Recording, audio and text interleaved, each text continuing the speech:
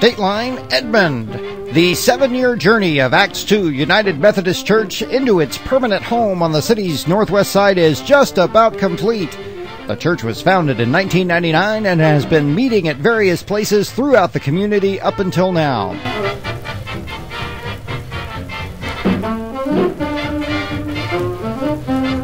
Here we see Building Committee Chairman Jay Wright looking over the completed exterior. How about it, Jay? Here is founding pastor Mark Foster visiting with one of the first members of Acts 2, Aaron Elam. And here he is trying to make sure he knows where his office will be in this beautiful building.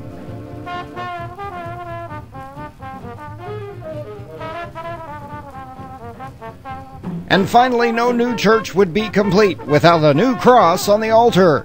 This gorgeous example was lovingly made by hand by church member Emmett Carter. That's him there on the ladder.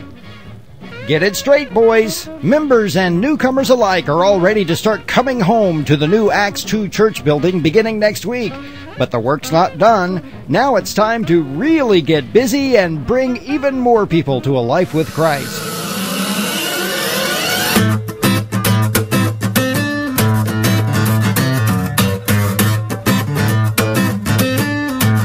I think it's beautiful. I think it's going to be too small, which is a good thing. It's gorgeous. It's truly spiritual. The building is a tool.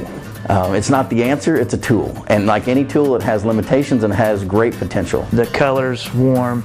The design is, I don't think it could be any better. It's truly a work of God, I believe. I just think it's going to be a perfect start for our church. We really want this building to be a place where people can come and find sanctuary. And a lot of people just have a hard time finding sanctuary in the cafetorium. Well, the plans on the building have been worked on for several years through our building committee, which has had 3 or 4 different chair people. And I've been the chairman of the building committee now going on about 2 years. And we've really done just minor modifications really in that last 2 years, mainly doing a final design on the children's area, how we're going to flow people in and out of drop-off and pick-up points. But basically the overall layout of the church has been virtually the same, with the sanctuary in the center and classrooms around the outside, really since one of the first or second drafts years ago.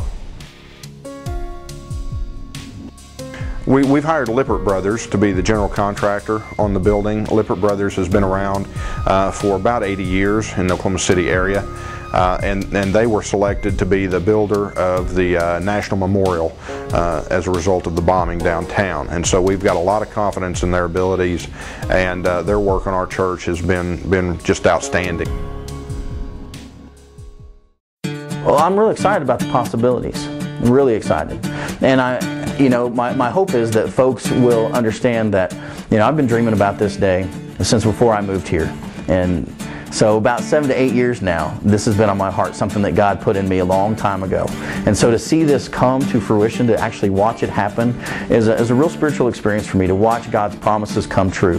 The things that He put in my head and my heart before we even had purchased land, to see that building in my head and now to watch that physically become a reality is very powerful for me. And I know that the things that God continues to place in our hearts will come true if we'll be faithful and do what He's asking us to do. And so the vision is there, the building is there, the hard work is before us, and it's time for us to roll up our sleeves and get going and find people for Jesus and love them until they fall in love with Jesus too.